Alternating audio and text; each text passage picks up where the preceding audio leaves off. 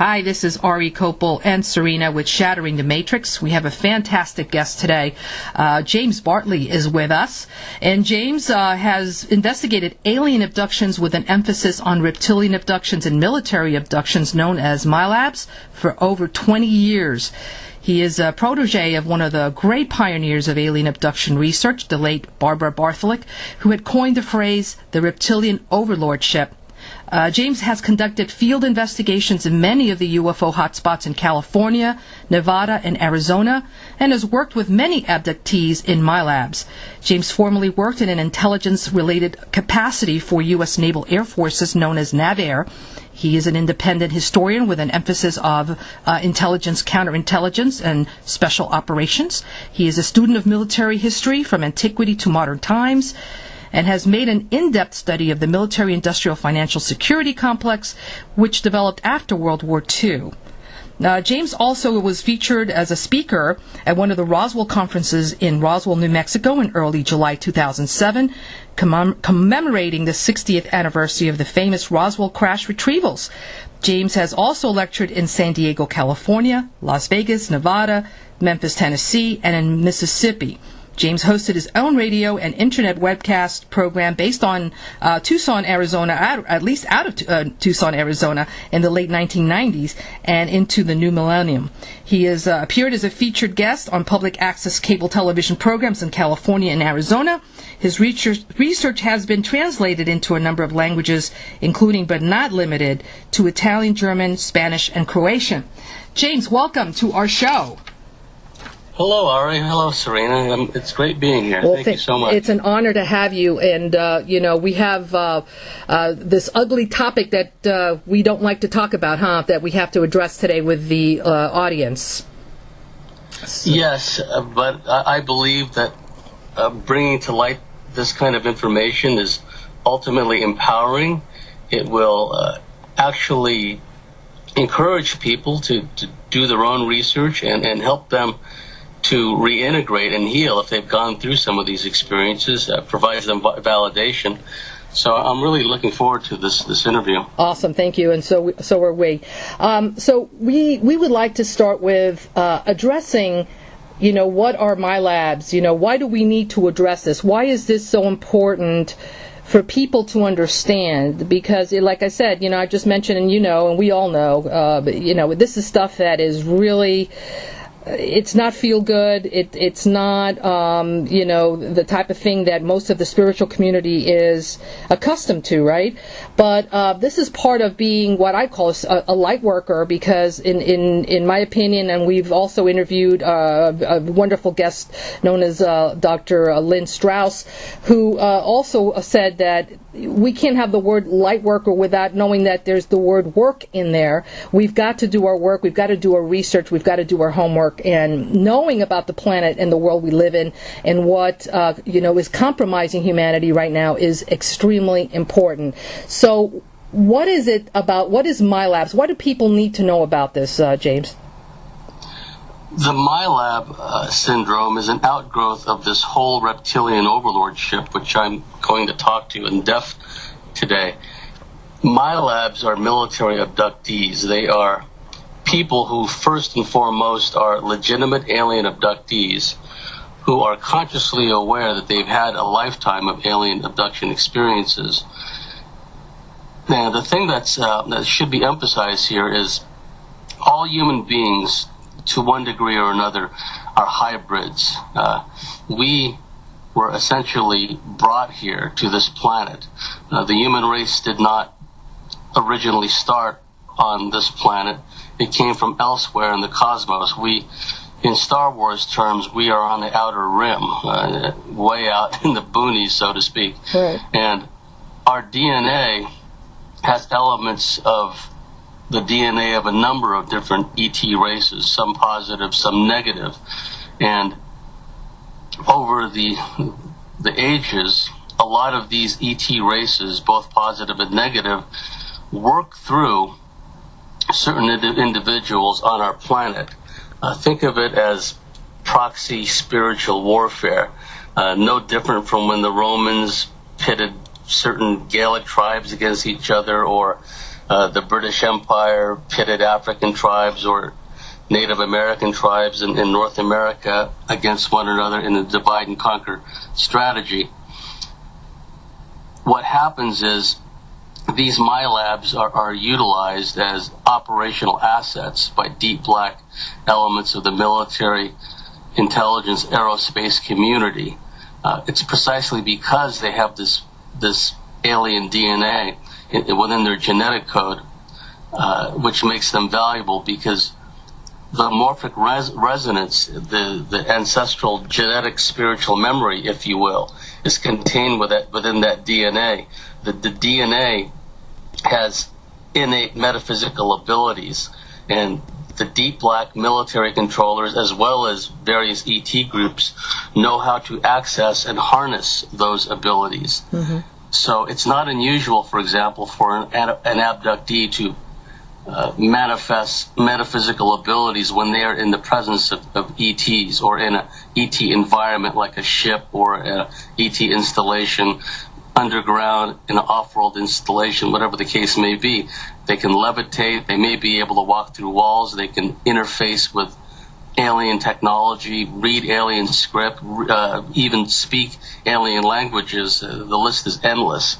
And these people are utilized as operational assets by deep black elements of the military. Unfortunately, some of these deep black military control groups are either working in conjunction with or seem to be under the control of negative aliens, in particular the reptilians.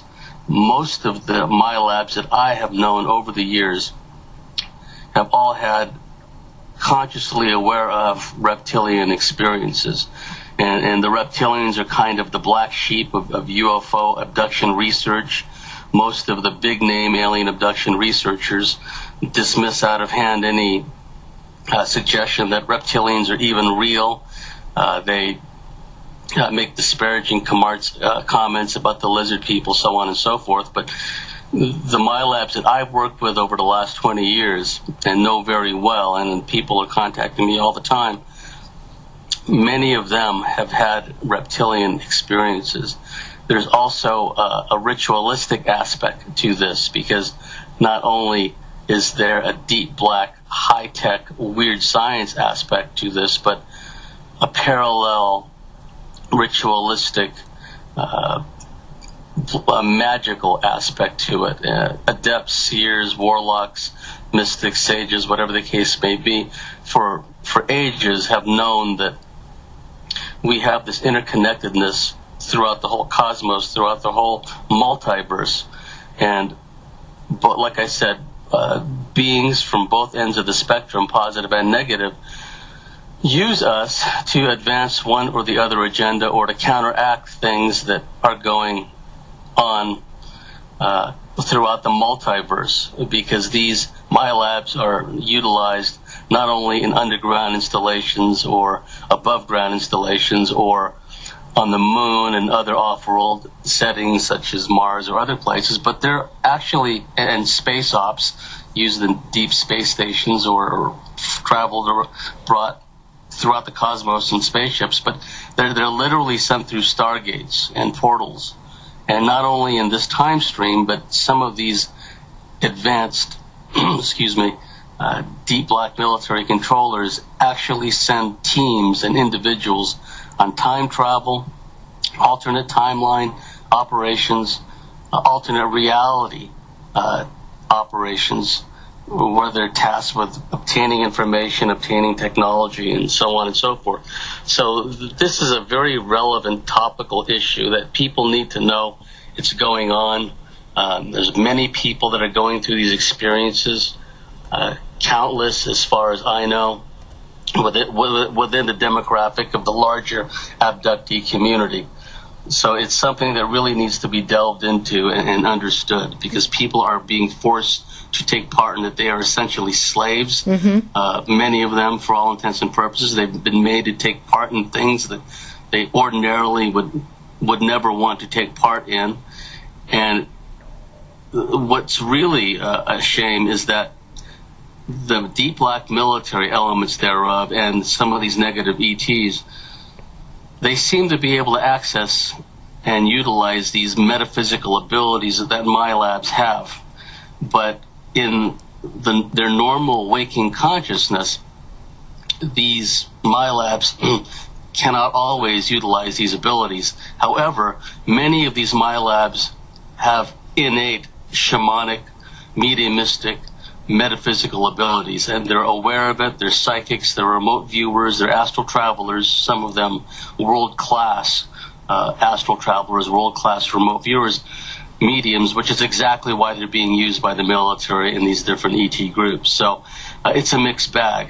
Some don't have as many abilities in their conscious waking awareness, but in altered states of being, and also they can be utilized astrally, not just in the physical body, but they can be utilized astrally by these different beings. So it's something that we must really understand, because I believe that one of the ways we can turn this whole thing around, reverse this process, is for these MyLabs in particular, and abductees and spiritual, metaphysically oriented people in general, to recognize the situation we're in, develop their metaphysical potential, remain heart-centered, and utilize their abilities to advance, to raise the harmonic, raise the frequency of this planet, to bring about healing to this planet, to the people, to the individuals. And this is the first essential step to reverse this whole process that we find ourselves in, this really negative world, this darkness that's come about. Absolutely. I wanted to ask you to go back a little bit, something that you said in reference to, of course, the technology, going into, these special programs or actually missions and whatnot with using this technology. Was this technology given by these, specifically the Reptilians, or do you think it's a combination of other entities, extraterrestrials, that the U.S. military has at this point? These reptilian beings have been here all along, and I really believe the way they have attained their control is after the most recent series of celestially driven cataclysms about 12,500 years ago, when a lot of the surface, very advanced civilizations were basically no more, right? Yeah. After these celestially driven cataclysms and the Earth settled into its new axis and the survivors started coming out of the caves, that's when I believe the Reptilians struck, because there was no more advanced civilizations on the surface to have to worry about. Many of them have gone underground or went off-world, and the survivors were smaller in number, and it was easier for the Reptilians to begin this process of genetic manipulation. And not only genetic manipulation, but foist, harsh, patriarchal, monotheistic gods upon these different people. In so doing, just eradicating as much as possible the feminine principle, the mother goddess creed and belief systems that existed amongst most of those surviving groups. The esoteric metaphysical knowledge that had survived and which was being passed down through astronomer, priest, and through shamans, seers, what have you.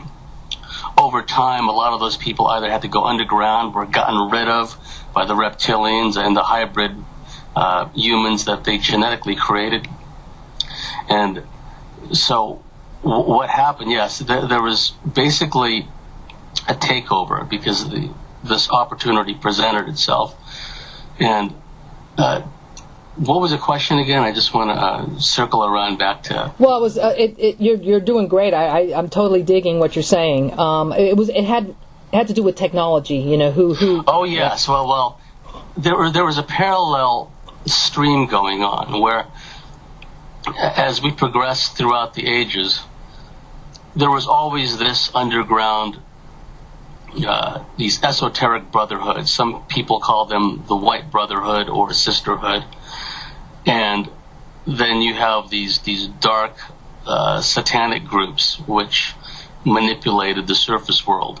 So there was always groups, service to self and service to other groups of human hybrids of one stripe or another, human alien hybrids of one stripe or another, that were always in contact, telepathically, physically, whatever the case may be, with one type of group or another, positive or negative. Now, where this really jump-started, this whole deep black breakaway civilization really kick-started, was in the 1940s. The Roswell events is a classical example of this. I've always had a different take to Roswell than others. There's been a lot of spin that's gone out in recent times. Oh, Roswell didn't really happen. It was disinformation. And I'm not going to go into all the details. People need to do their own research. I'm satisfied Roswell was real, and that it really happened, that aliens, both living and dead, were recovered, as well as all the technology that went with it.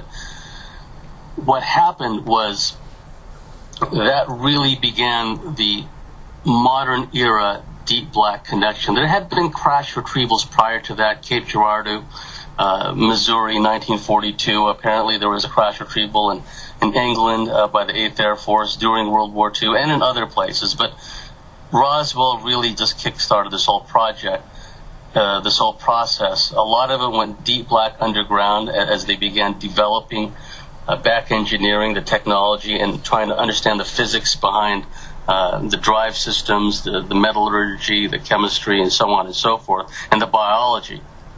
Well, when it went deep black underground, and they had survivors of the Roswell crash, and lo and behold, they found out that they'd known all along there was an esoteric understanding that there were beings and civilizations that lived underground. It was fairly common knowledge amongst the indigenous peoples of the world, the Native Americans, the Africans, the Celts.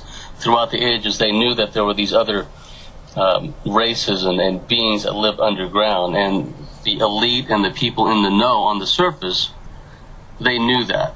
Okay, so then Roswell happens, these deep black back engineering programs begin taking root. A lot of the money is being siphoned into these black aerospace, what became the aerospace programs underground. And they realize, well, there are these civilizations and ETs underground already. They've been here all along, and then we're aware of them. They come and go.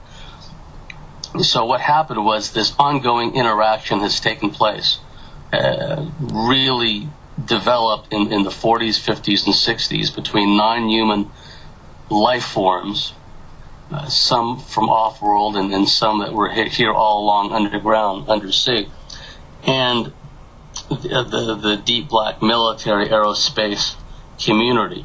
But keeping in mind that there was this parallel esoteric, occulted, if you will, underground stream of knowledge that had been prevalent all along.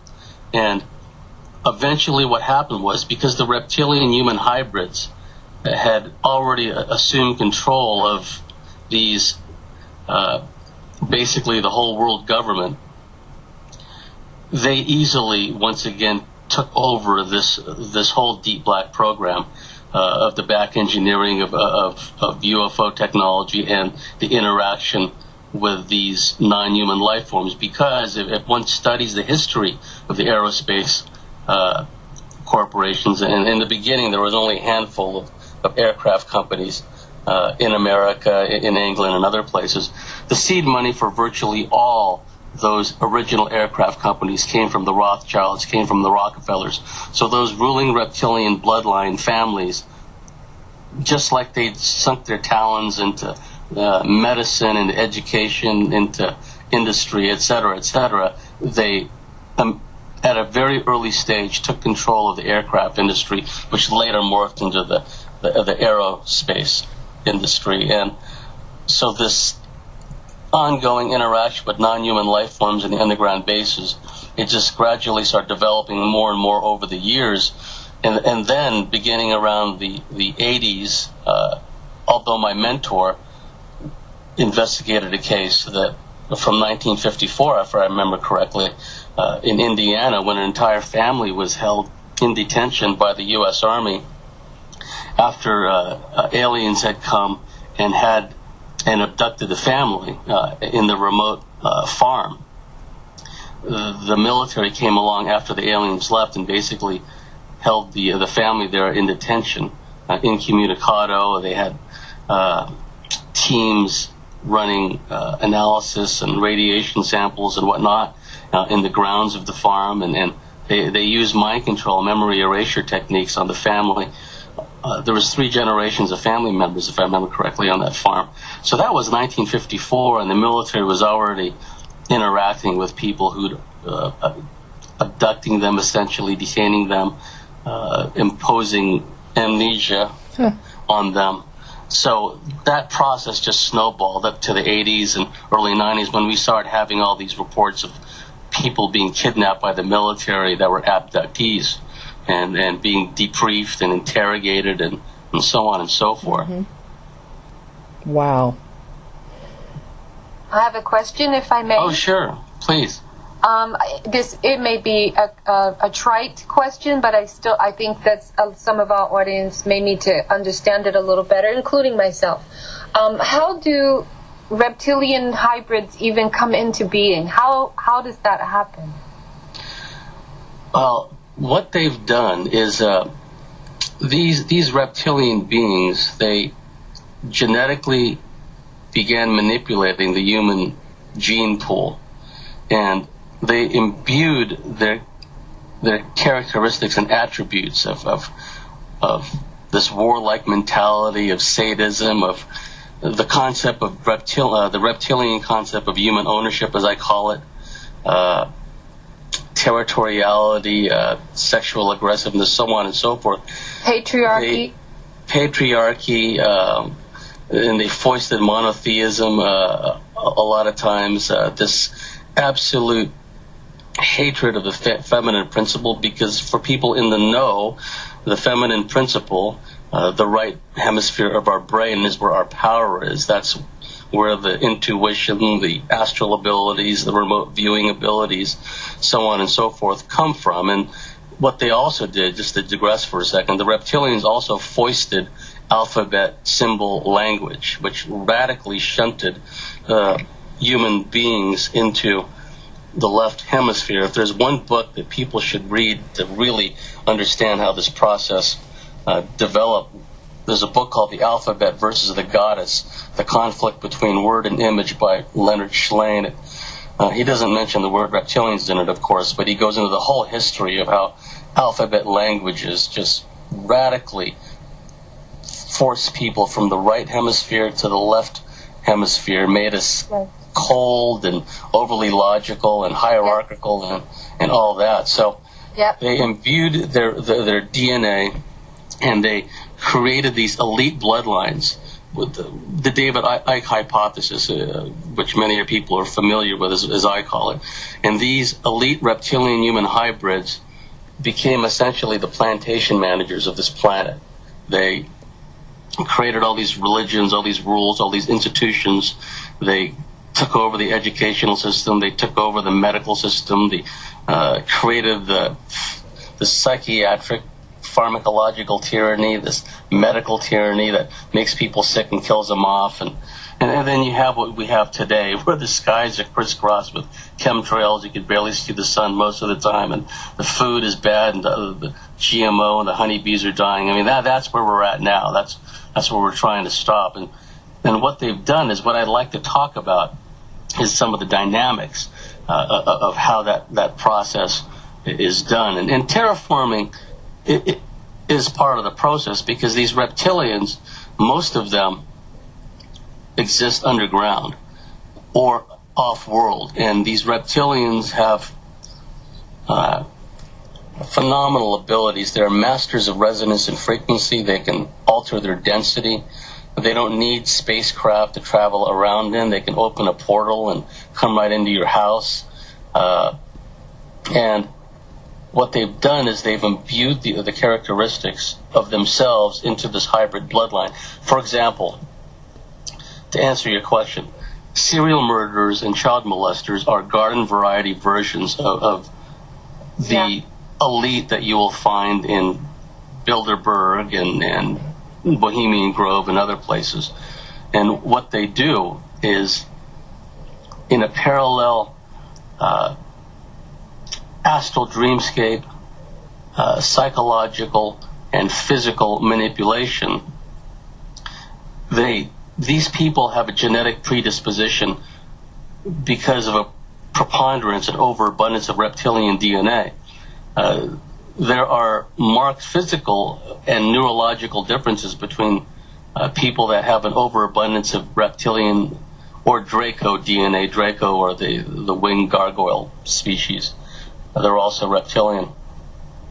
For example, let me give you the example of Joel Rifkin. Studies were done on Joel Rifkin. He was a serial killer. And it's well known that serial killers have limited or non-existent frontal lobe capacity. The frontal lobe is our impulse safety net.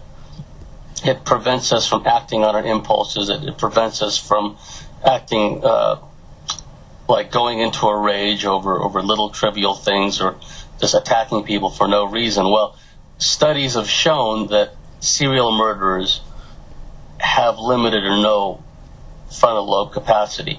And just as biologists and engineers talk about form following function, where the reptilian hybrids are concerned, psychology follows neurology, which follows genetics. And so, on the one hand, these serial murderers, these reptilian human hybrid serial murderers, have are almost completely lacking in frontal lobe capacity, so they have no impulse control.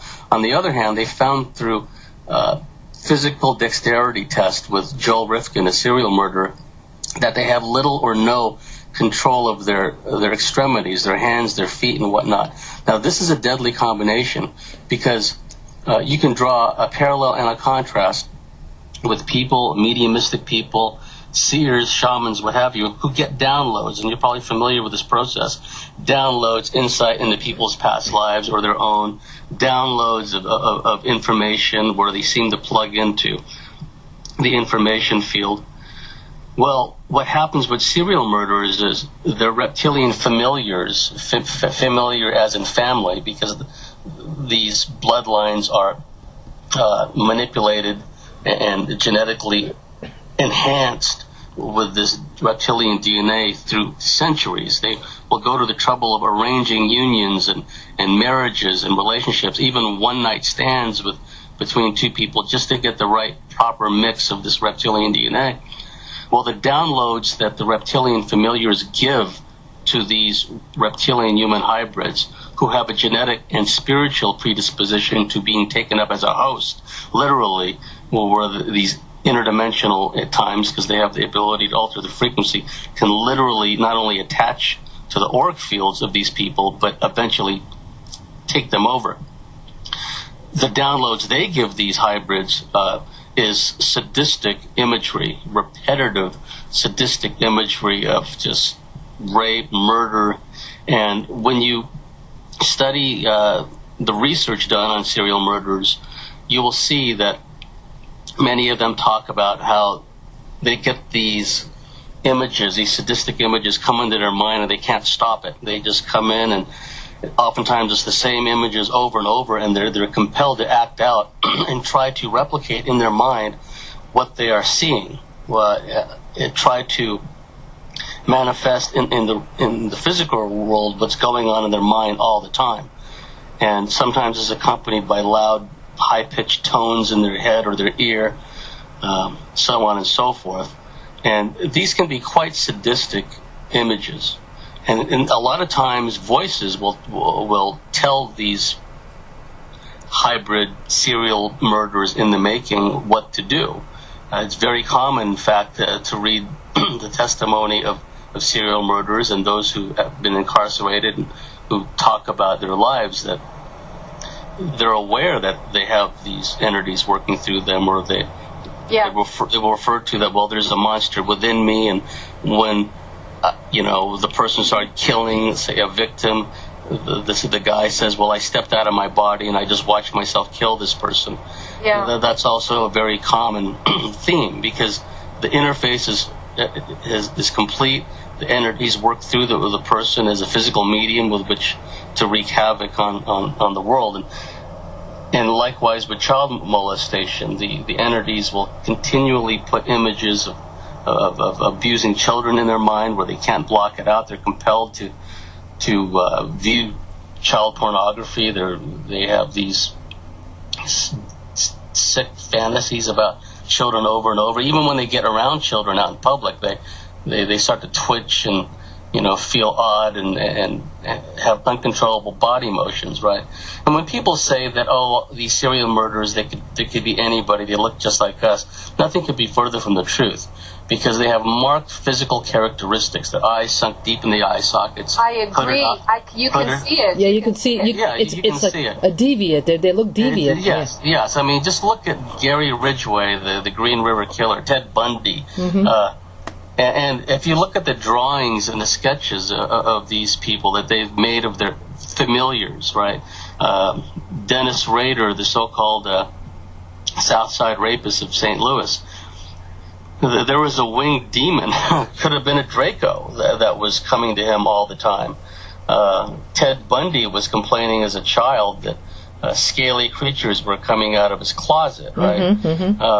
And a commonality that a lot of these serial killers have is, as children, that not only were they a lot of times bedwetters and manifesting real sociopathic, psychopathic behaviors at an early age, but many of them killed furry animals. They didn't just kill, and it's bad enough, like amphibians, like frogs or toads or whatnot, but they actually got a hold of like squirrels, dogs, cats, and they killed them. You see, so the bloodlust was there to begin with, and sometime, if you'd like, if we could have a whole show where I can go into the dynamics of this, go into all the details of exactly how this process is done. Absolutely. to these people. So, and those are just the quote unquote garden variety serial killers, garden variety. And another thing too is the reptilian familiars and the Draco familiars, because these people not only can be taken up as a host by reptilians, for example. People can be taken up by mantis beings as host, or gray beings, whatever the morphic resonance is from the DNA, what types of DNA they have the most of, and what's happened to them throughout life, what kind of trauma they've experienced, what kind of childhood abuse they've experienced. Pharmacology plays into this. Sorcery in its old sense of like drug use, because certain drugs have a sympathetic resonance to negative entities like crystal meth, derivatives like crank, speed in general, amphetamines. They resonate with this these reptilian beings, and one does not even have to have a preponderance of reptilian DNA to be taken up as a host by these beings if they indulge in crystal meth for too long, because that's a fast track for being hosted. Because when you study the reports of these meth users, tweakers as they're called sometimes, a commonality is the mayhem that they and the berserk nature of their life. They just go crazy and they kill and mutilate people. And when you listen to them talk when they're already incarcerated in these state prisons, they'll say, "Oh, I always had voices telling me what to do. I had voices encouraging me to get into child pornography." It goes on and on. It's because these people are used as physical mediums for the entities to work through. And that's the most important thing that people need to understand. We're not just up against power mad bankers and industrialists and financiers. Let me take a sip of water. Yeah, I'm glad you're bringing that up. That's exactly what I wanted to bring up to the people, is that this is not simply limited to a small sect of my labs or just a group of dark, military people or just a small group of, Satanists underground. This is far more widespread. It's widespread. Let me just give you an example. I'll make 2 points. Another point that I was going to get to is that these entities also promote these serial killers or people who are not serial killers but have got that, are resonating at a lower frequency because of, yes, they probably have a preponderance of reptilian DNA without being aware of it. So they delve into certain lifestyles, certain types of music, because it's all about frequency and resonance. Mm-hmm. Yeah. And a lot of these people get into black magic, into ritualism. Many serial killers, what law enforcement routinely covers up is many of these serial killers, Jeffrey Dahmer, Richard Ramirez, the so-called Night Stalker, they were into black magic. They were into ritualism and sacrifice. And not only that, though, but some of these serial killers were also part of cults. They were part of active satanic cults. So it mirrors what the so-called elite do, right? But what people have to realize is this manifests all across the board. It cuts across all racial lines and demographics, all income brackets, because when domestic violence occurs, say that there is someone, a guy, like in our example, who's is physically abusive and psychologically abusive. And when you look at these people, some of these physically and psychologically abusive guys, for example, they may not be serial killers, they may not kill women, okay, but they beat them and they psychologically abuse them just the same. So what happens is these entities work through these physically and psychologically abusive guys, and the entity will actually take them over. I mean, sometimes women describe, like his eyes go crazy, and he just seems to get taken over, and then he just goes nuts and starts harming me. And what's going on is the entity, the familiar of the abuser, is feeding not only off his rage, because the entity is promoting the rage, but it's also feeding off the fear and anxiety of the woman who's being psychologically and or physically abused, because we are resonators. We emit frequencies. Yeah. And these negative entities, it behooves them to keep us in a lower vibratory state. Mm-hmm. Hence, we're hammered by GMO, by pharmaceuticals, with bad music in the 440 hertz frequency, which is discordant to begin with. Plants don't even like the frequency the music is played in. Yeah, right? Yeah, good point. So, and then you add on to it the so-called entertainment industry. It all factors in. And alcohol abuse, drug abuse, many people who have these experiences self-medicate. It's understandable if they don't know what's going on, or there's fear involved. So when one uses certain types of illicit drugs or imbibes in too much alcohol, that really opens the door for these entities, because what they do is, when one's auric field, and this is why it's so important to have an understanding of metaphysics and spirituality. People think that, just to digress for a second, that, these Native Americans and these indigenous types, that's so quaint, smudging a room because they think there's bad spirits there. Well, they have a reason they're doing that. Mm-hmm. Because there could be an active portal entry, there could be blocked energy, there could be negative entities that's invisible in the physical, in the visible spectrum. So they have a good reason for doing that, and it's effective too, right? It's all about frequency and changing and moving energy. And so what happens is, when you have all this domestic strife from a physically, psychologically abusive guy, and then the related fear and hurt that the woman is feeling, that all that feeds these entities. They go into a feeding frenzy because we are emitters. We are resonators of frequency and vibration.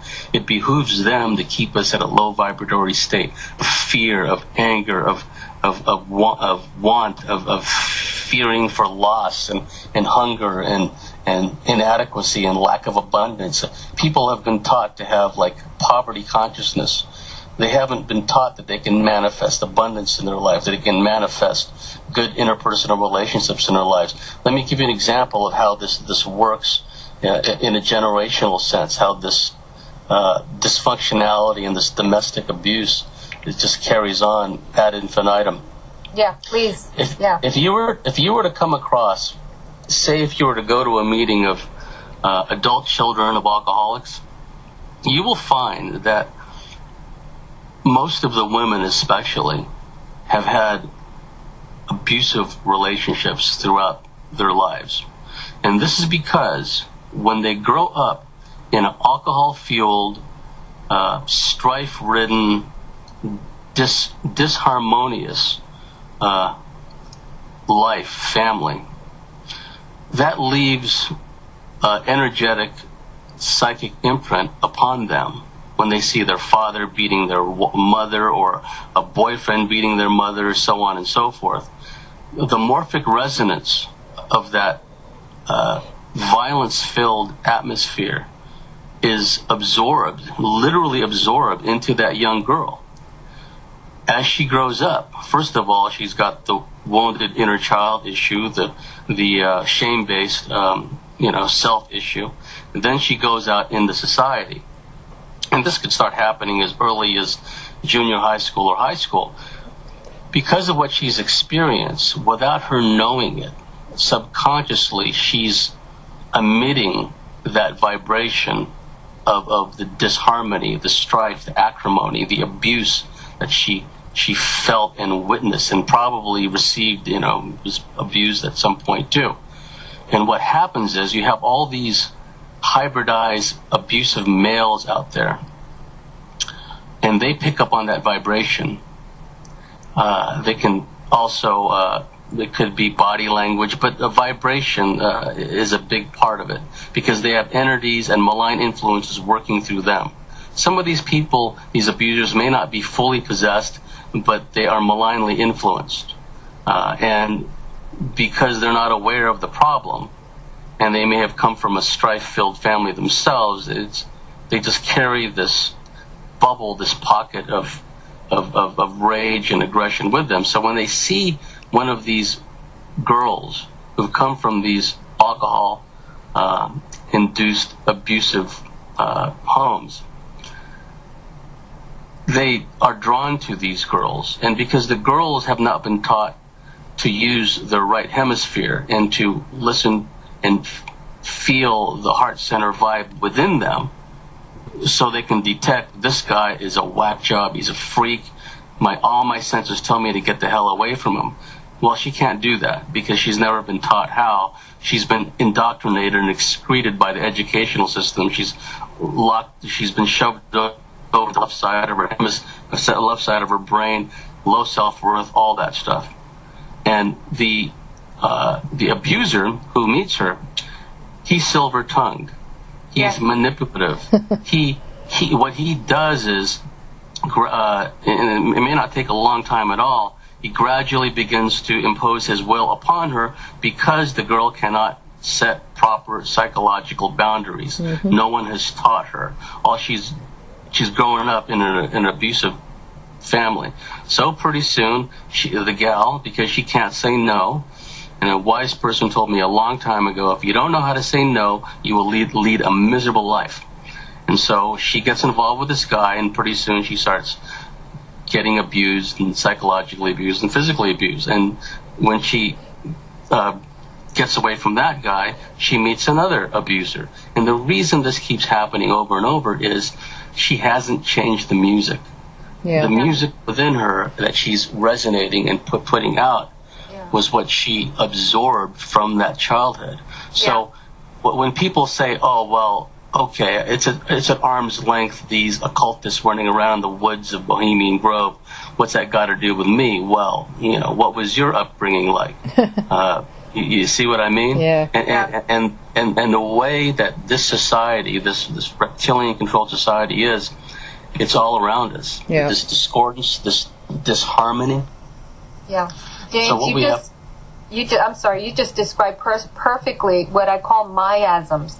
And that experience that she had when she literally absorbed that energy of that fight and discord from the dysfunctional family went into her body, and that became a miasm, and that is what she's broadcasting, right? And she doesn't even know she's broadcasting this frequency, which is attracting. Oh yes, that's it. Yeah, exactly. You explained it so perfectly. Thank you. Yeah, and thank you. And it happens all the time. And gals with self-worth who've been taught, how to set psychological boundaries, how to trust that still silent voice inside them, their heart center vibe. They don't have these problems, but because of the nature of this planet, because of this reptilian infiltration of the human gene pool. What are the statistics now? 1 out of 3, 1 out of 4 women have been either raped as adults or abused as children.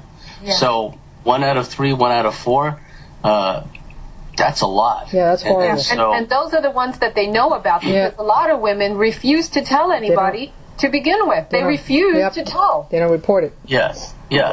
And so... And then you have the double stigma of women who've been raped by reptilian beings, right? It's bad enough that a woman who's raped by somebody who is, to my mind, that rapist is under reptilian demonic control. There's no two ways about it. Mm-hmm. Right. Because it's an act of aggression, it's an act of domination. It's that whole concept of reptilian human ownership. You are mine to do what I wish. It's the sadistic creed of becoming the master and the dominator of that person. It's got nothing to do with sex per se. It's all about control. And when you look around society now, this whole mindset of control manifests all across the board. Local city councils, local homeowners associations, the cops, they've all just gone crazy, because we live in a plane of dualities, and the dualities are becoming extreme, both positive and negative, as we head towards this cleansing that's going to be taking place. And did you want to add or ask me anything in the meantime? I was just kind of... Yes, I did. I wanted to be... Everything that you just described is very apparent to me and to Ari and to some other people, but I'm seeing that most of the world does not want to look at it. They don't want to look at it, or they're denying it, or what is it about people that don't see this that is so obvious, what you just talked about? It's not that they don't see it most of the time. They don't really want to see it. They just don't want to know about it. It's probably almost a conscious decision. Is that what it is? It's just denial? Well, they're not aware of the multiple threat environment they're in. For example, this is the analogy I always use. When deer have young, when they have offspring, they hide the baby doe in some kind of place where they can blend in with the foliage and where they're at least somewhat safe from predators, right? The animals, the parents of that doe, are not doing it because they are quote-unquote fear-based and because they're vibrationally challenged or spiritually retarded, which you hear all these comments coming from people in the so-called New Age community. I know. And because in the Eastern religions, for some reason, and the people really need to think about this, they preach this concept of nothingness, to empty oneself, which you should never do if you're meditating. You should fixate on something, whether it's an object, it's a thing, it's something you look at, it's or something. You just can't empty yourself, because then you open yourself up. And one must always be conscious of keeping one's shields up. Okay, so from the Eastern standpoint, that's an important point to make. On the Western standpoint, what's happened, and I really encourage people to read this book, The Alphabet versus the Goddess, because everywhere where the reptilians had foisted this alphabet symbol language, it shunted the people into the left brain, and what that did was they were automatically moved away from a matriarchal mother goddess kind of belief system, where one is in harmony with nature, where one is in harmony with animals, where one is in harmony with everything around them, and they have an understanding of the interconnectedness of everything. Well, one is shunted over to the left side. Everything is a logical, reductionist kind of mindset. And the problem with that is, with the advent of alphabet, symbol, language, then you have scribes. Then you have a priesthood who interpret the written word, and then you have laws, and then the written word, these texts can be passed down throughout the ages, and they either become even more corrupted or they become changed. For example, most of the spiritual leaders all over the world were essentially of the feminine principle. It's only after the scribes got a hold of their teachings, usually long after these spiritual teachers had passed away. And this is where the reptilians come in, and the demonic archontic influence comes in. Then these scribes twist everything all around. Invariably, what happens in the written word is these creeds and these beliefs of outright misogyny and woman hating, and the marginalization of the feminine principle, the mother goddess concept, they all just start spewing forth, and then you begin having religious wars where. Like look at the Protestants, for example. The Protestants were killing each other. The Calvinists thought the Protestants, I guess, weren't Protestant enough, and the Protestants were killing other people, and they were killing the Catholics, and vice versa, because by that point, the misogyny, the patriarchy, had radically taken over the church. And you look at the Albigensian Crusade. The annihilation of the Cathars, who were Gnostics. They believed in the feminine principle, and they had a lot of the esoteric knowledge that was passed down throughout the ages. They were just systematically slaughtered. Yeah. And then you see a pattern wherever, like when the printing press finally made it to Europe, long after it was available in China with Gutenberg. No sooner had the printing press wound up in Europe than the religious wars happened. Then the persecution against the witches, so-called, happened. And you have there in extremis this misogyny and this reptilian hatred towards the feminine principle just bubble over, where. And if you read the text of St. Augustine, Thomas Aquinas, they're all misogynists. Paul of Tarsus, they all hated women. You wonder if these guys were like born from mothers to have such hatred, because women and the nurturing right brain is nurturing. It's holistic, right? Whereas the left side is the hunter-gatherer. And when you remove the safety net of the nurturing side, what you have is what we have today in society. If female cops, they're giving them steroids. They're completely different now. Because you've taken intuition, because you've taken compassion and empathy out of the equation, all you're left are these people who are dogmatically following these laws, whether these laws are legal or not. It's because they're hierarchical in mindset. It's really just a continuation of all these religious wars, all these persecutions, the Inquisition, so on and so forth. That's why I really encourage people, The Alphabet versus the Goddess by Leonard Shlain. This book will blow people's minds. And that was one of the main planks that the reptilians used to set up this whole control system, is get us out of the right hemisphere of the brain, the compassionate, intuitive side, because it goes back to your question of why don't they know all this is going on, the masses, the sleeping masses.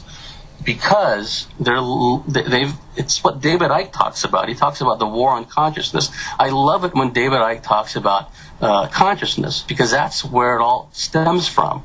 It's an understanding of what consciousness is, what it should be, and how it's been muted by the controlling factor.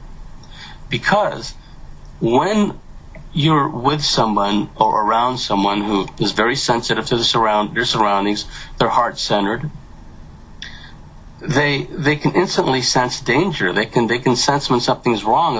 I'm a student of military history. I'm a military historian, basically. Field Marshal Erwin Rommel, the famous German army commander who had to commit suicide because he was implicated in the plot against Hitler. He had what the Germans call Fingerspitzengefühl, and what that means is he had this sixth sense for danger. There was many times in North Africa where he'd be with his officers and he'd say, "We have to leave here, we're about to be shelled." They'd get into their vehicles, they'd drive away a certain distance, they'd stop. No sooner do they stop in a new location than their old position was plastered with shell fire. Wow.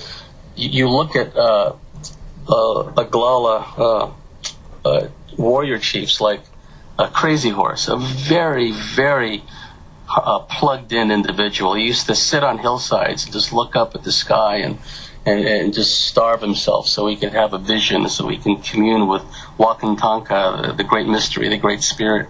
And then he would have visions of the Thunderbirds.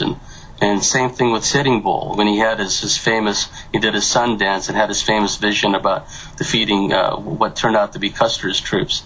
These were males who were very plugged into their feminine side because they knew that's where the power was.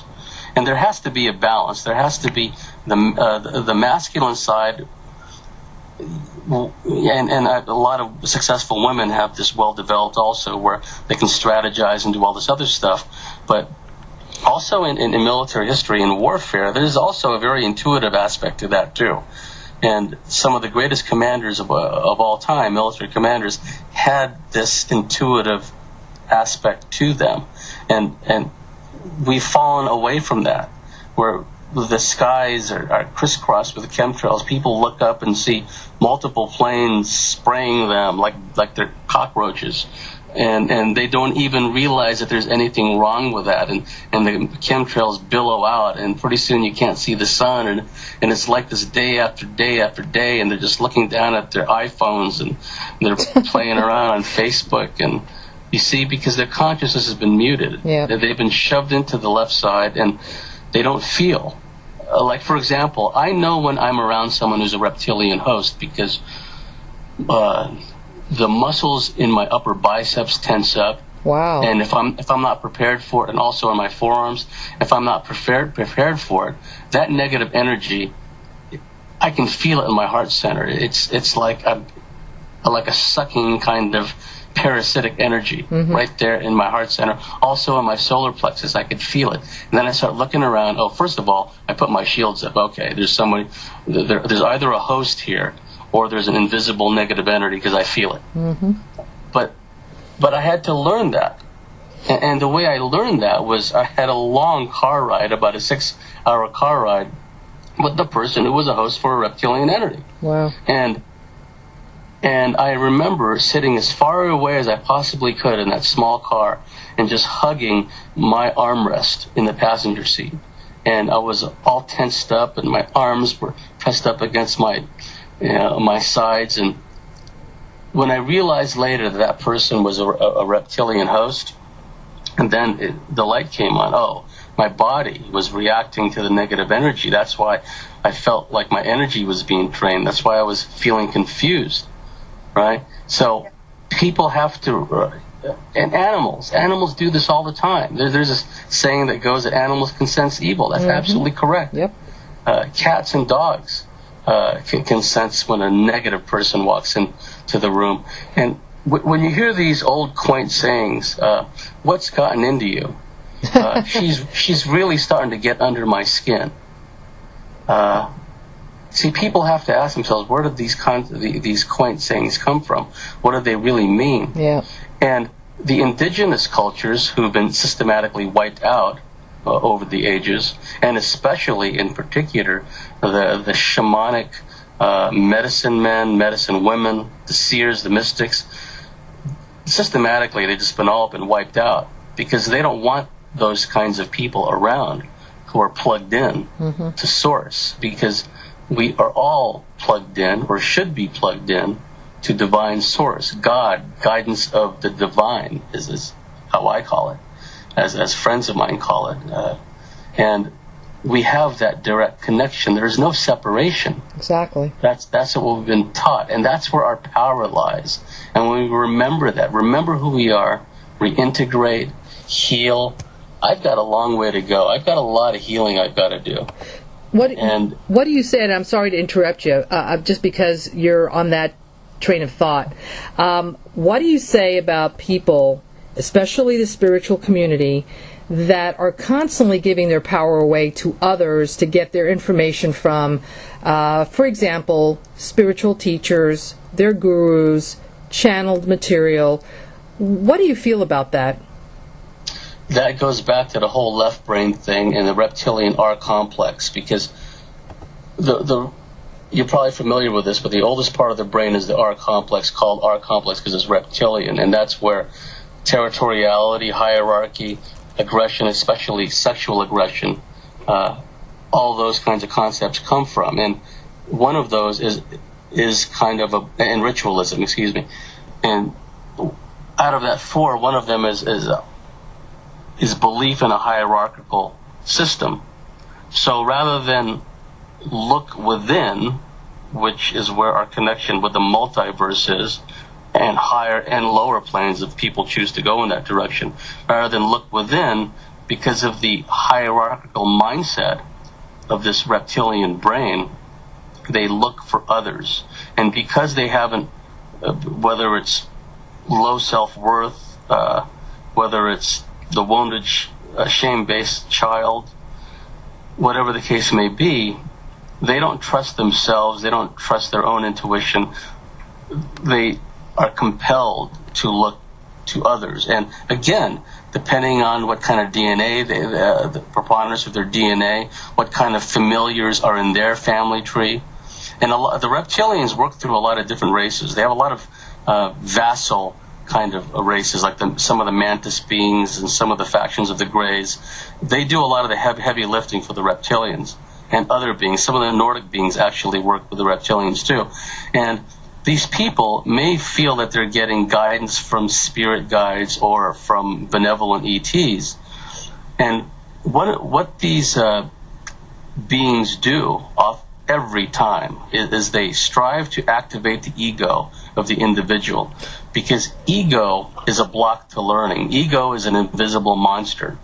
And when one's ego is activated, their ability to discern, their discernment abilities, their ability to differentiate between positive and negative frequencies and positive and negative energies is severely diminished. Mm-hmm. So they've already got the hierarchical issue, and they've already got the ritualistic issue. So now they're conditioned to look outside.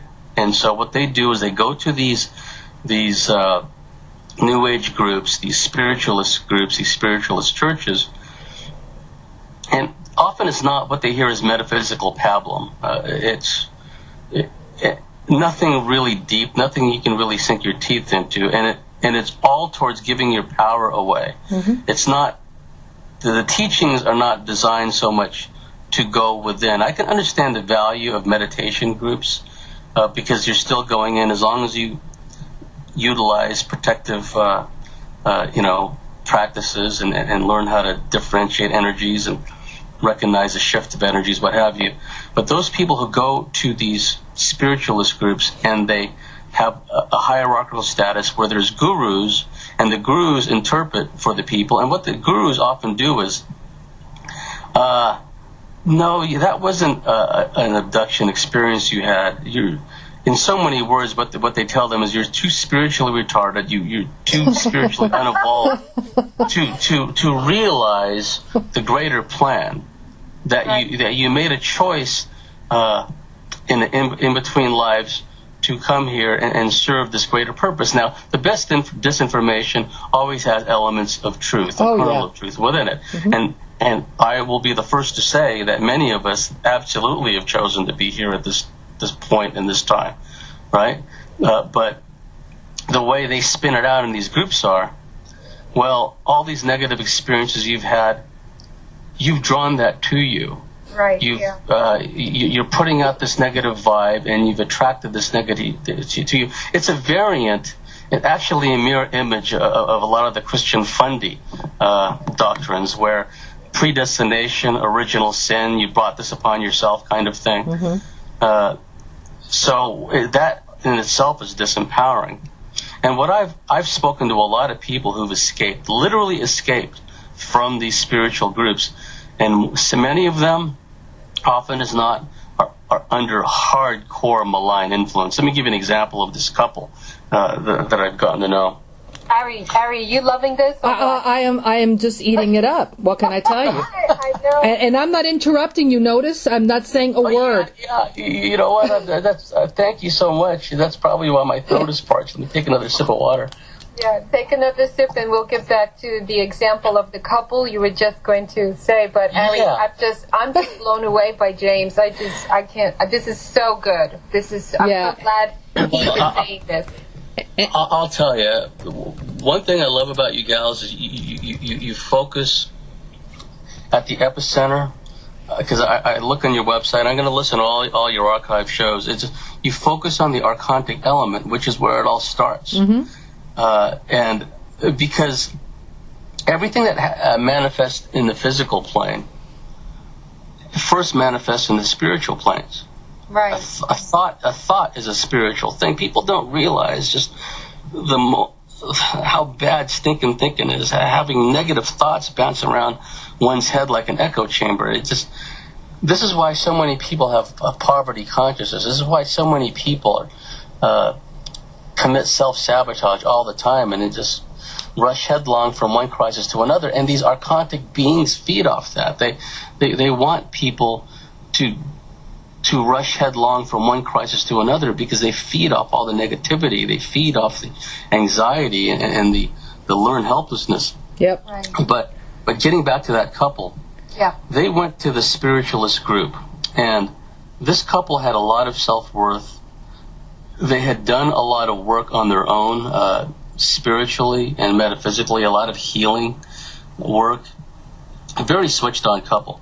So when they began hearing this guru lady, it was a lady, saying all this stuff, it just did not compute and just did not resonate with them. And that's a key point that people out there have to hear. It didn't resonate with them. It didn't sit well with them. All these quaint expressions and sayings from the past, right? Well, when they began questioning the guru, well, I'm not really sure about that. Can you explain that again? I don't really agree with that. Well, the guru lady began castigating them as, once again, being spiritually unevolved. It's not being able to see the big picture. They're not spiritually evolved to understand yet. And they're too fear-based, right? That's one of the big things. Little buzzword. The buzzword. Throwaway lines they throw at us, right? Mm-hmm. You're fear-based. And, well, eventually what happened was this spiritual guru lady had ordered her underlings in that group, it was very hierarchical, to basically start undercutting this couple and trying to manipulate them, and eventually the couple left. And that's when their problems really started, because they then started getting attacked by these reptilians. Oh. What people have to understand is some of these guru types, they themselves are hybrids of one side. We are all hybrids to one degree or another. If we came into this world in the normal fashion, some of us, even in the womb, were being messed with by negative ETs, because the abducting aliens, the negative ones, will literally mess with people when they're still fetuses. Not only that, though, they could have played a role in the people their parents getting together in the first place to continue to create another offshoot or another branch of a particular bloodline. And not only that, though, but to go even further on a tangent, these beings are both positive and negative, follow us lifetime through lifetime. So they know more about us in a karmic, incarnational sense, if that's a word, than a lot of times we do. So this guru started sending her reptilian familiars, and some of these gurus know darn well that they are hybrids of one sort or another. They know that they are consorting with these beings. These beings teach them things, tell them things, train them, instruct them in how to operate. I've spoken to a number of people who escaped from these cults, and I hear the same thing over and over. So these entities were attacking this couple, and their life was turned upside down. And they had to seek help, and they had to find someone who was well versed in detaching people, detaching entities from people, because these entities were starting to form attachments to them, turning their lives upside down and making them so miserable and fearful that it made it easier for these entities to attach onto their auric fields and their ethereal field. Eventually they got help, and they still have challenges, and they still get messed with every once in a while, but it's not as bad as it used to be. But see, there's default settings too. Now, I know that there's good and bad in everything, and as the old saying goes, the road to hell is paved with good intentions. Sure. I would never go to a Reiki healer, because I've heard too many negative stories of people who went to a... That's not to say that all Reiki healers are bad or are even aware of it. Forgive me if one of you happen to be a Reiki healer. But what happens sometimes is these people, maybe they learned from a Reiki healer who themselves was a host for an entity or had demonic attachments or something. And so when they do Reiki or some other modality onto someone, and oftentimes the people that go to them are ill anyway. They have holes in their auric field. They have physical issues, back problems. They have compulsive behaviors, because the negative archontic entities always try to instill compulsive, addictive behaviors. It could be they like to keep us like mired in the lower chakras of existence, right? Turn us into sex addicts, make us all just compulsive and whatnot. So when people does chocolate ice cream count for that? Well, the thing about it is, which it's a good question. Dark chocolate, according to some traditions, shamanic traditions, especially in the Andes, it can open up the pineal gland, and I think that's a good thing, right? If we can, like chocolate with real raw unprocessed sugar or some kind of organic sugar substitute, honey, real good organic honey, nothing wrong with that. Everything in moderation, of course, right? So the entities will begin working through these healers. It happened to me one time where this woman who was really basically demon infested and it was under mind control. It's a long story, but she kept tricking me, and the way she would do it was she would keep plying me with these strawberry daiquiris. I'd never had strawberry daiquiris, and I loved them, right? And just when I'd gotten really kind of relaxed and a nice buzz going, she would say, now's a perfect time. You're relaxed. Let me do body work on you, right? So I'd lay down on the carpet, and she'd run her hands over my meridians and stuff, and parallel to that, I began having these negative astral dreamscape experiences where, well, I'll go ahead and say it. I was being made to eat like horrible things, right? Mm-hmm. Never. Here's a tip for all your listeners: if you have dreams where people are feeding you bloody things, don't eat it, okay? Because what happens sometimes is we are taken astrally out of our bodies and what amount to astral abductions. And the planes that we're taken to where these negative archontic beings of various stripes operate in, and they use those places as jumping off points to come into our plane. Well,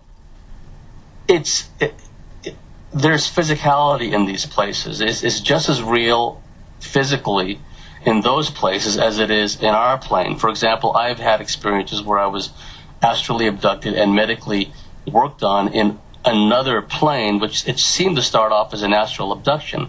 But when I was returned to my body, the same places where I was astrally, if you will, medically poked and prodded, I had physical discomfort in my physical body, right? I didn't see any bruises or puncture wounds or anything, but the pain and discomfort were there just the same, exactly where my astral body was worked on. Wow. And so, parallel to this gal doing all this body work on me when she happened to get me, like, basically buzzed out on strawberry daiquiris, I was having these dreams of being made to eat things, and I wasn't lucid in these dreams. And then what happened, I started getting really nauseous. The combination of her body work on me, on my meridians, and these astral dreamscape experiences of eating things I shouldn't have eaten because I wasn't lucid, I was so nauseous that when I would walk into a public restroom that was even slightly malodorous, I would just double over and just start retching. Just the nausea would hit me. Wow. I'd run. It didn't matter how bad I had to go. I would run out of that public restroom and just feel really sick. And this went on for some time. So when people told me these stories about going to these healers and then having all these entity attachment problems, I go, that's something like that's happened to me. And so what this couple did, they found a good healer, and he helped to detach some of these entities. But I know a lot of cases where people went to bad healers and bad things happened. So again, it's discernment. Yeah. And so people have to watch out. One of the most popular of these gurus is Ramtha, and I've heard a lot of stories about Ramtha. Thank you for talking about Ramtha. That's wonderful. Go ahead. Yeah, because J.Z. Knight, she operates out over there in Washington State, and is J.Z. Knight still alive, or did she pass on, or what? I don't know. I didn't hear anything about that she passed on. I mean, she might have. Don't know. There's already like websites talking about her and that whole Ramtha thing, right? Uh-huh. So like I won't be the first one talking about this. Good, right? good. Okay, good. Well, let me tell you what happened to my mentor, Barbara Bartley. What is it about reptilians and blondes? A lot, because even when I was watching the Truman Show, did you notice, Ari, that the reptilian woman, fake ones, the fake ones, they were the blonde hair, Yeah. I see it all the time. Yeah, what happens, and this is part and parcel of all this, is there really are beings from the Pleiadians, and they're not only blonde Nordic-looking beings, they're like gray-looking beings. There's different beings, and the Pleiades itself, even esoterically, metaphysical lore going way back, it's a portal, it's a stargate to other planes and other dimensions. So just like our star is in certain places on our planet, there's naturally occurring stargates. Well, what I found over the years is some radically brainwashed, manipulated blonde women who are under malign influence, let's say. They're made to believe this is the actual term some of them have used to describe themselves, Pleiadian hybrid starseeds. Okay? And that's how they describe themselves. Mm-hmm. And what's interesting is when some of these Pleiadian hybrid starseeds, quote unquote, have been regressed by a skilled hypnotherapist, what's emerged under regression are like horrendous negative experiences. And then after the regression, for like days and weeks after the regression, the Pleiadian hybrid starseed walk-in is basically a basket case, just a basket case. And what happens is this feedback loop occurs, where after a given point in time, this feedback loop kicks in, and then they're back to thinking everything is positive, there's no such thing as negativity, don't bring up negative stuff about the New World Order to me, right? See, so that happens too. Yeah. And some of these quote-unquote Pleiadian women, they're really under this malign influence. And see, with J.Z. Knight and Ramtha, transmediumship and what people call channeling nowadays, the problem with transmediumship, which was the old spiritualist term, is one has to deliberately either mute their consciousness or consciously check out and allow another entity or entities, because not sometimes people are taken up as a host by more than one entity. One must intentionally mute their consciousness or check out and allow another entity to come in. And see, that's not good, because if that other entity isn't this Palladian, like, blonde star being, and it turns out to be like a reptilian, Draco, or some other negative entity, well, problems ensue. And these entities are very charismatic. They have they can develop magnetic personalities, be very charismatic. And for those people who lack self-worth, who don't know how to set up proper psychological and spiritual boundaries, they're ripe for the plucking. And what happens, all these people who are seeking answers and looking outside of themselves again, they go to places like Washington, where Ramtha is. Now, I happen to know there is a large underground reptilian base beneath Yelm, Washington.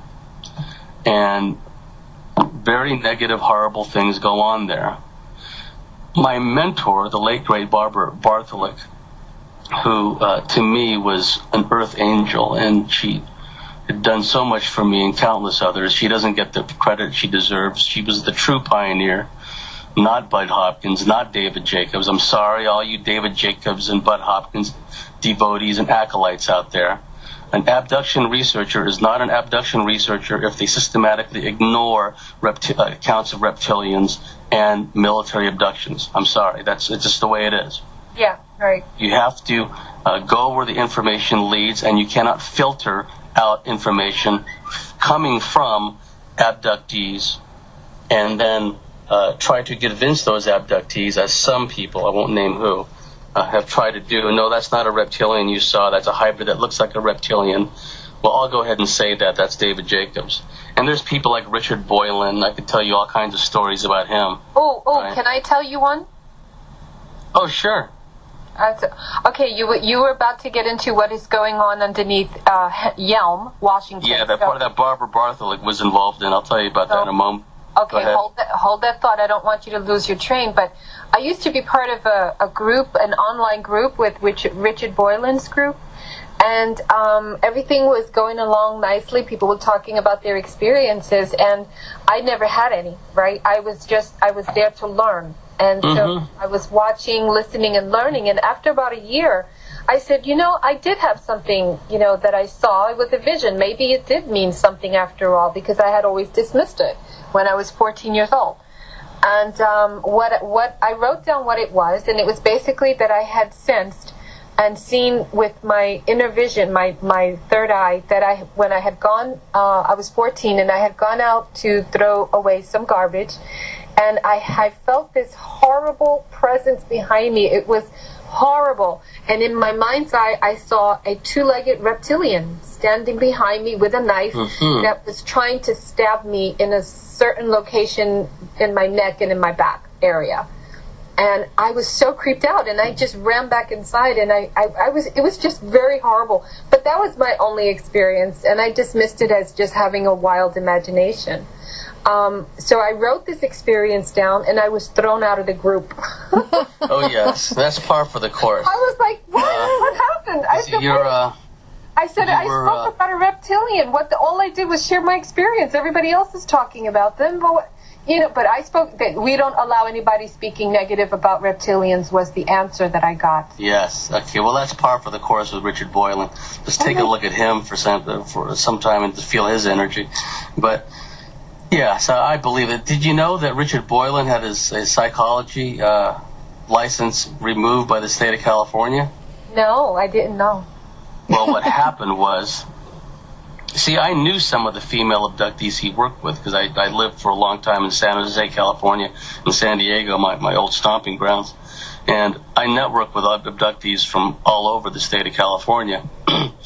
And what happened was some of the female abductees he had hypnotically regressed. And, of course, when you have a hypnotherapist regress anyone, that is essentially a master-slave relationship where the hypnotherapist has this control, has asserted this control, imposed his or her will on the person being hypnotized. Well, long story short, Richard Boylan was skinny dipping in jacuzzis with a number of the female abductees he had hypnotically regressed. Oh boy! Which is tell me this happened like 40 years ago when he was young and not recently, please.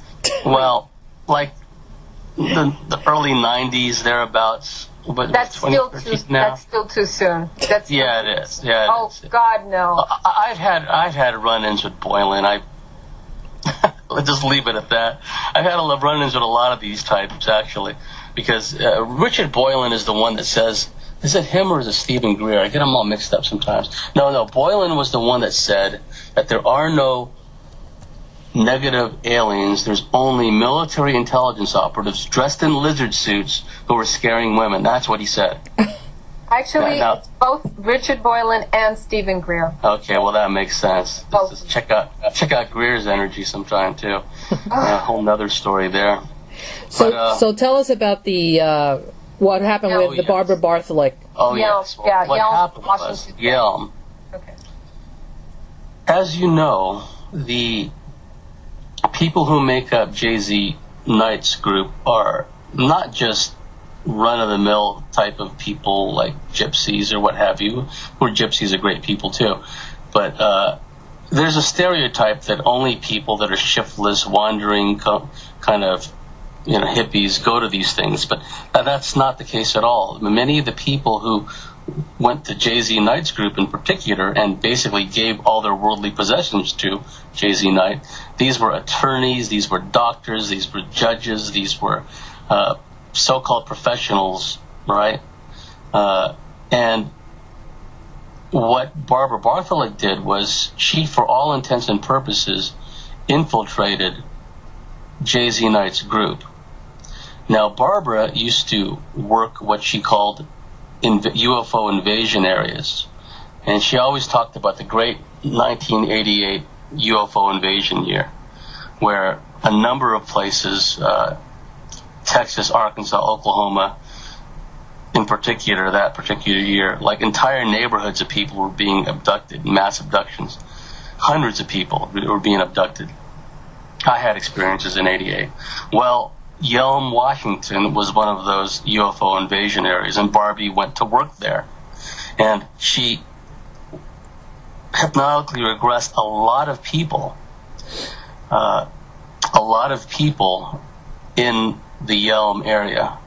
And many of the people she hypnotically regressed and worked with in and out of regression were in Jay-Z Knight's group. Now, what has emerged is many of these people were having full-on reptilian encounters. Now, oftentimes, the reptilians stay behind the scenes.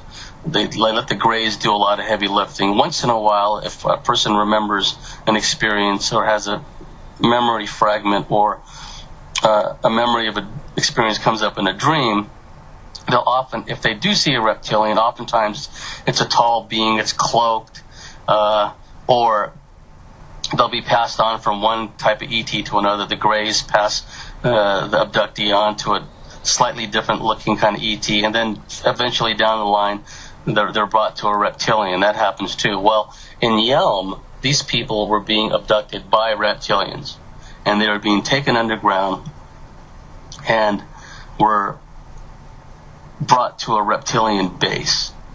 And the things that you've heard about in Dulce Base, where people were being held in captivity, all that was going on underground in Yelm. And I don't want to freak out the people of Yelm, but it's probably not exactly news to them that the weird things are going on there. Well, you were saying it was a processing thing down there, right? Yeah, it was. I didn't want to say. I know, but we've got to go there, don't we? I know. So if I get bumped off, everybody, okay. So it was because But anyway. Not by us. Yeah, definitely not by us. No. I have protection too. I have that spiritual celestial protection, and I've always had. And there is a large processing plant beneath the elm, and there were humans down there that are basically a food source. And this was what was coming out in and out of aggression with the people that Barbie had worked with. And also, when Barbie was in the Jay-Z Knight group, Jay-Z Knight did this exercise where all the members of her group had to wear a blindfold for whatever purpose.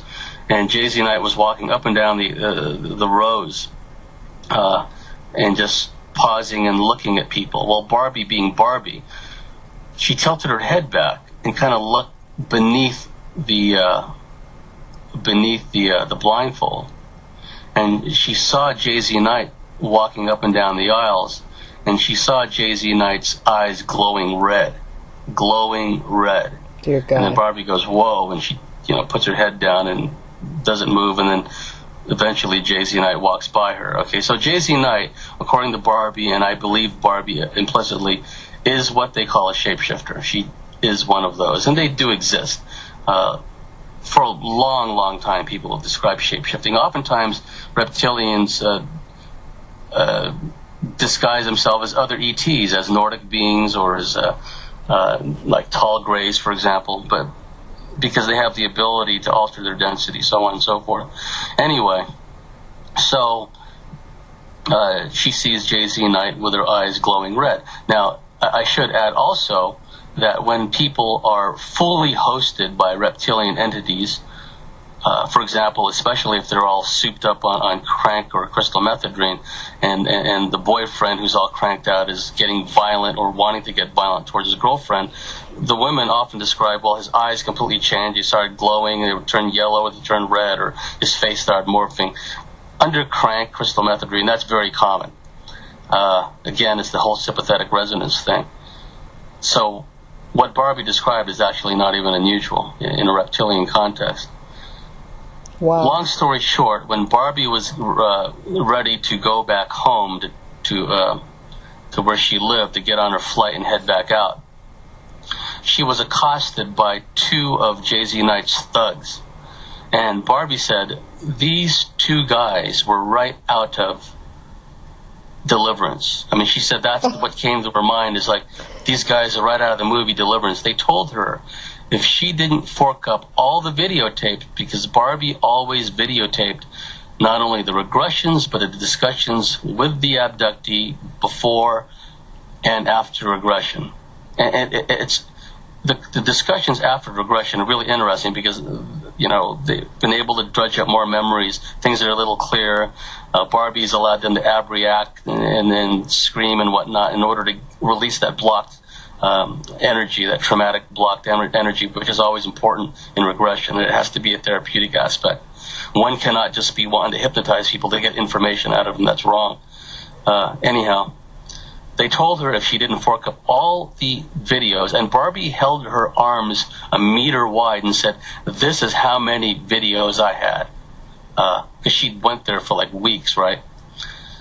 Well, long story short, she had to fork up all those videos except one. She managed to stash one, and she gave them all the rest of the videos. They left, and she was able to get on her flight and head back home. And she showed me that one video, and wow, it's just,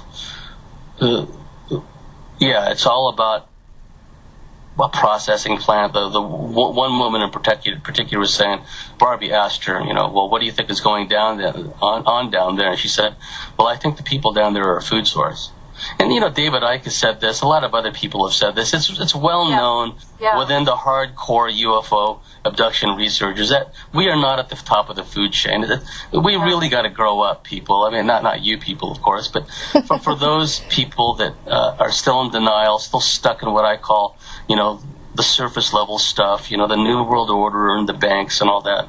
They really, because as above, so below, in the dark sense, because the satanic ritual, for example, the cannibalism that goes on, those people are full-on hardcore reptilian human hybrids. And when they get into those feeding frenzies, that's when a lot of the shape-shifting starts. Exactly what Arizona Wilder talked about. So what Arizona Wilder talked about is going on a much larger scale underground. There was a recent one, James, I'm sorry. There was a recent one on Project Camelot with a woman named Erin, I forget her name. They're calling them super soldiers. I think I don't really like that name. Just I don't either. I prefer sleeper soldiers. Yeah, I prefer just a MyLab or a project person or something like that, because it almost like glorifies. She talked about those processing plants. She talks about them in that video. So it is out there. I'll check it out, because Candy Turner, the late great Dr. Carla Turner, who was the first and foremost of Barbie's proteges, she was like the prototype. She was the one that we all followed. She's the one that inspired me, to do this work. And Barbie and Candy were aware of these processing plants for a long time, and also the Greys are involved in some of the processing plants where they abduct humans in a mind-controlled, and sometimes not in a mind-controlled state. They have them basically, dissect. These body parts will come down a conveyor belt, and they're tasked by the aliens that, with meat cleavers to chop them up and whatnot. Now, these stories have been going on for a long time, and I tell people, well, and Candy said this, we can't say for certain if these are implanted memories that the aliens put into the people for whatever purpose, right? Or if they're a literal reality. Because unless we can, spy, get in and get out and see what's going on, but we can only go by the anecdotal testimony of the abductees who've been down there, forced to take part, and then were released back to the surface. And the stories are consistent. People from all over the place really have described being taken to these processing plants. They're all over the place. So, I'm not picking on Yelm, Washington. It just happened to be a place. Now, for what it's worth, Barbie felt that the JZ Knight operation on the surface was a front for all intents and purposes of what was going on underneath. That JZ Knight, a.k.a. Ramtha, was a shape-shifting reptilian, and she was getting all the worldly possessions and all the money of all these people, fleecing them and squeezing them for all they were worth, and mind-controlling them and doing all these things to them. And at the same time, many of these people were being taken underground and being messed with. So, and again, like I said, those two Deliverance guys confiscated all but one of her videotapes. But that location is just one. I mean, there's Dulcie, there's and in another show I'll talk about, we always hear about the zombie meme nowadays, and there's something to that in a MyLab chimera mad geneticist standpoint. That kind of thing is already going on, because the people down there, the geneticists, see, I don't believe there's such a thing as a purely human mind control project. It's to use mind control as an example, because the consciousness that's coursing through these apparent humans is anything but purely human. It's not a purely human consciousness working through them. If they lack empathy, they've opened themselves up for one reason or another. I guarantee it. They've got things working through them. They may appear to be human on the outside. They may not be a shapeshifter, but it's still not a purely human project. It's archontic forces working through. And then, of course, you have the mind control projects where there are non-human entities running around and deeply involved in certain projects. So in some of these genetics labs, they have been creating chimeras for decades. It's Atlantis all over again. Jeez. And what is a chimera, James? What is a chimera? chimera, depends how people pronounce it. It's basically like a mutated combination of different types of entities, like not only in Dulce, but beneath China Lake, for example, China Lake Naval Weapons Center. They have a dog pound, a humane society on the surface at China Lake, and they use a lot of the animals from the surface right above, the underground base, and they use them in the experiments. So they do things with dogs. They make multi-legged dogs, but it's not just dogs. It's like insects. It's seals. It's birds. It's just, once again, we have the left brain, no empathy. If it feels good, do it. There's no conscious, or there's no qualms, or there's no self-recrimination about doing these things. It's called science. It's called science. That's what it is, and it's Atlantis all over again. So in another show, when we have more time, I can delve more into it. But there's a zombie aspect to that also. Okay, just suffice to say for now. But getting back to what we were talking about earlier, Barbie always emphasized that in the 1980s, especially 1988, things really accelerated. I say that it's an internal alarm clock where people are kind of programmed, if you will, to go off as in an alarm clock at a certain point. For me, it was late 80s, early 1990s. But in general, people really reported an upsurge of alien abduction activity, UFO activity, military abduction activity in the 1980s, going into the late 80s, 88 especially. That's when the UFO invasion areas really started to become a focal point of Barbie's research. We're talking like a number of states, side by side. What caused that? I think they just began accelerating the program, because there's two facets of this, and they're two sides of the same coin. DNA is the currency of the universe, and we not only have, those of us that are abductees and my labs in particular, not only have elements of DNA from one particular ET race, but from a number of ET races. And like I said earlier, there's latent metaphysical power within certain types of ET DNA on the one hand, and on the other hand, there's also the soul aspect, because what some of these ETs refer to us as containers, right? Containers of what? Well, probably the soul. And what do the humanists and transhumanists try to tell us? Oh, we're just body bags. We have no intrinsic value, or we don't have no eternal souls. We're like biological androids, basically, because they shunted everyone into the left brain, and that's what they think of them, basically, as automatons. Well, we do have souls, but there's the hybridization aspect also. I mean, the extreme hybridization aspect, where they're literally churning out hybrids in these genetic labs, both underground and in off-world space, sometimes settings, where they create these human hybrid bodies, and then they place reptilian consciousness within them, and they bring all these hybrids en masse to the planet and turn them loose, and they're everywhere basically nowadays.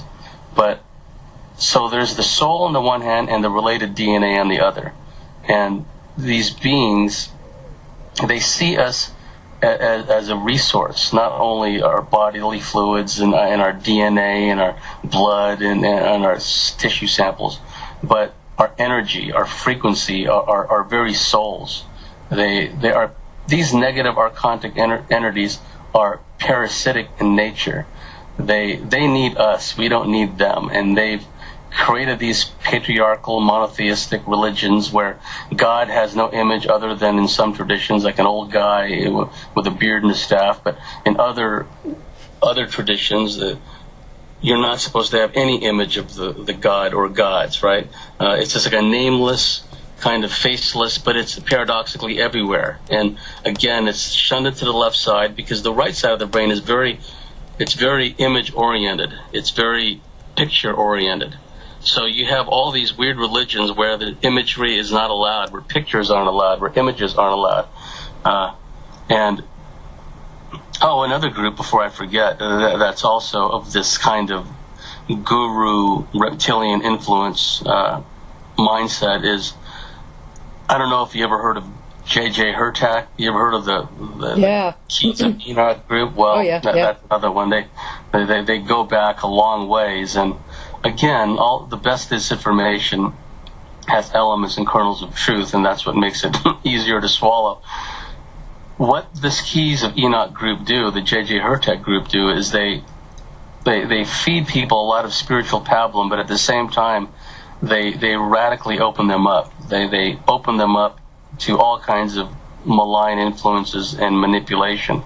And see, because what these controlling groups do, and this goes back throughout the ages, and this is usually only known to either the guru, him or herself, or some trusted acolytes. And that is that some of these incantations, some of these magical workings, some of these frequencies they use, deliberately open portals, deliberately allow these negative entities to come in and even to attach to people's auric fields and eventually take them up as hosts. Moreover, a lot of these gurus are guided by their familiars to open up their communes and whatnot in places that are naturally occurring vortex areas where ley lines and dragon lines happen to meet. So these locations, these temples and these places of worship, the veils are already thin, and the veils between worlds are already thin in those places anyway. Then they start taking part in all these practices and certain types of rituals and certain kinds of chanting, and their defaults, and they're defaulted to pull in and call in the wrong kinds of entities. Like, for example, when one goes up the Freemasonic ladder, and these temples are always on ley lines and whatnot anyway, and ley lines are not necessarily good or bad, they're just energetic places. And so what they do in the Freemasonic and other fraternal orders is as they go higher and higher, they do more and more of these initiatory practices and rituals, and they get darker and darker in some of these practices. And pretty soon they're a full-on raging host for one or more entities. And even if one isn't taken up as a host, confusion sets in, loss of volition, loss of will. They begin to do whatever the cult wants to do, and any kind of group that is against free will, that is has a rigid dogma and doctrine of following orders and following these rigid beliefs, people need to steer clear of them because they are not something you want to get involved in. Especially if they're patriarchal in nature. Now, patriarchal, which it is. And it is, and they may seem, some of these may seem like matriarchal, but they're really patriarchal in essence. And that's a very good point. That the J.J. Hurtak group is a classic example. And we're running out of time, but I really appreciate the opportunity to talk with you gals, and I'd love to come back. You're doing a wonderful service. Oh, absolutely. No, we are like... Yeah, we're very honored and just I'm totally stoked that we've got you to talk on our show, and I would just call this the part one of a series of just very, very important information that we are obviously trying to give to people. We do have a couple of more minutes, and I was just wondering, if you could maybe go into a little bit about these psychedelic, or let's just put it this way, mind-altering type of drugs, regardless of whether they're synthetic or natural. Do you feel that perhaps they compromise the auric field, and then at that point there is some kind of an entity attachment? It's possible. Like, for example, it's always best, I've never done ayahuasca, but it's always best to do it under the guidance of someone who's a well-regarded, highly thought of shaman or practitioner, rather than do it by oneself. At least the first few times, it's important that one as much as possible, tries to purify themselves, and that's why they encourage people to fast or do other things to prepare oneself. I really haven't done a lot of shamanic work in that sense. Mm-hmm. I know in past lives I've had this shamanic aspect in some of my prior incarnations, but I would say that certain psychedelics and drugs can help open one's higher senses, but it's always important that they have this strong ability to put up shields, right? It's similar, for example, to the sweat lodge. I've had people in sweat lodges where they, after being in there for a long time, they look around and they see they're surrounded by grays, for example. Oh, dear right? God. Yeah, and it's like, well, the person who told me this, she's got that psychic sight kind of thing where she can see in other planes and other dimensions, and she didn't become fearful. She just immediately, put her shields up. Mm-hmm. But some people may not be able to see them in that sense. They can only feel them. Mm-hmm. Or maybe they may not feel them. See, but one must be conscious also always of having their shields up. And there's no way of knowing really if one's shields are not compromised in any way, if there's no holes in them or anything, but it's also the lifestyle one person chooses to have, the kind of thinking that they have, and how often they do energizations and certain types of meditations. Sure. And the kind of reading material they do. So I really can't answer the question. Sure. I can't encourage people to not do it, right, because as Graham Hancock pointed out, this is part of our institutional memory. We've always had this ability to get in touch with other planes and other dimensions. Mm-hmm. So I don't know if I answered your question. No, that's fine. That's fine. The other question I had is, do you feel we're getting really close to a reboot? Oh yes, I call it a reset. Okay. You see, a reboot, reset. It's the same thing that a cleansing, as some of the Native American traditions call it, and this planet is sorely in need of it, because yes, bring it on, please.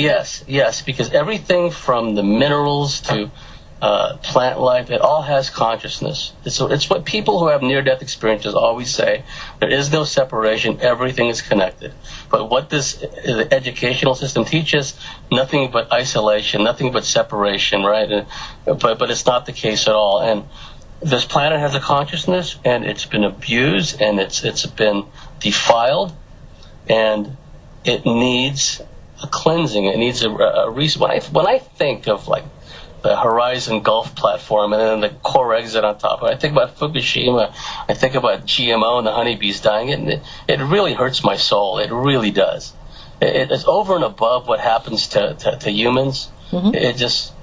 It's what's happening to all of the life forms on this planet. But what I take comfort in is, yes, these celestially driven cataclysms, at least usually a double cataclysm, a galactic superwave event from the galactic center, what Dr. Paul Laviolette calls the T-Tauri burst, which can last for several thousand years. And we're in alignment with the galactic center, again, the dark rift, as Maya call it. So not only do we get the galactic superwave that pushes in all the cosmic dust, occludes the sun, and blocks out the heavens, what the ancients always talked about, Ragnarok, what have you, causing the sun to heat up, fire from the sky, causing the ice polar caps to melt, and causing glacial tsunamis. And we know that there are periodic mass extinction events. We know that the Earth has radically shifted, just deep down wellings of the land masses simultaneously in other parts of the planet. Huge upwellings, suddenly huge mountain ranges form seemingly overnight, and mass extinctions of events. Now, at the tail end of the galactic superwave event, I believe a very large comet came through. If you're familiar with Professor James McCandy's plasma comet discharge model, where you don't have to get hit by a comet. When the very large planet-sized comets come in, along with an entourage of smaller objects, right, they can generate a gigantic electrical discharge, which can cause all kinds of problems. If you look at our solar system looks like a battleground. Uranus is tilted on its side. There was a thriving surface civilization on Mars, which, just got wiped out, it seems, in some kind of cataclysm. If you read Dr. Joseph Farrell's book, The Cosmic War, and I happen to believe this, there was once a paleo-ancient interplanetary war that may have resulted in the destruction of an entire, very large planet. So not only do we have periodic cataclysms every 12,500 so years, and we're right on the cusp again, but there's been these interplanetary wars that's occurred. And what's going to happen is, this is why our little corner of the multiverse is where it's all happening, because of the diversity of DNA here, and all the billions of souls here. All these ETs are coming here, both positive and negative, but we have help. We have celestial beings on many planes, and highly evolved spiritual beings in many planes who are working through a lot of people. And so I see good things happening. Now, the good thing about these resets is we may have a partial reset coming up, or it could be a reset, is after the planet settles into its new axis and after the dust settles, someone or something always repopulates the land masses with mammals. Someone or something always repopulates the oceans with marine life. That's just the way it is. It's always happened. There are watchers, and that's going to happen again. And then the survivors the human survivors will come out of the caves, and they will begin a life anew. And it's up to us. See, as long as we put ourselves emotionally, psychically, spiritually in the best possible position, no matter what happens to us, to our physical bodies, as long as we put ourselves in the best possible state of mind and state of being, it really doesn't matter, because, we're going to transition anyway. Now, I think it's incumbent upon us that for those who are left behind, who have to start life existence anew, the cave dwellers who come out of the caves, that we leave them an institutional memory, that we set things up so the survivors are not once again genetically manipulated by the reptilians and once again have patriarchal monotheistic religions foisted upon them, and the whole cycle starts anew. Okay? We have to break that cycle, come what may. And I really believe that if we all collectively raise our vibe and see all the energies coming in from the galactic center, I've made myself receptive to those energies. I'm not afraid of them. If you haven't seen it, I'll send you pictures taken from the Enrico Fermi space satellite of the gigantic gamma ray burst coming from the galactic center. It's 20,000 light years across, and it's ultraviolet sensors, and you can see this large, gigantic purple burst coming from the galactic center, along with the cause of the extremely intense cosmic energy. So I make myself receptive. I don't try to block it out. This is part of the agenda behind the chemtrails. The chemtrails are not only to poison us and depopulation and kill the honeybees, but it's also to block out the sky, because we're not subterranean cave dwellers. Photonic energy it activates our higher senses in our brains, and when they've already created this, I believe, the spiritual net around the planet in the invisible plane, out of the visible spectrum. But they're trying to create this, chemtrail haze. So not only do we not see Nibiru, whatever anyone calls it, but also to block out all these energies coming in. Absolutely. Now, they're still coming through, though, and I've made myself receptive to those energies. Absolutely. Well, we've definitely gotten to the end of the program today. I'm going to be calling this part one of our series together. And I just want to thank you very much, for joining us tonight. Thank you. I'm just very, very happy to have you. And we will see each other, at least the audience will, next Saturday, 6 p.m. Pacific Standard Time, 9 p.m. Eastern Standard Time. You have been listening to Shattering the Matrix with your hosts Ari Kopel and Serena. You have been listening to our wonderful James Bartley, who will be here with us again. See you next week.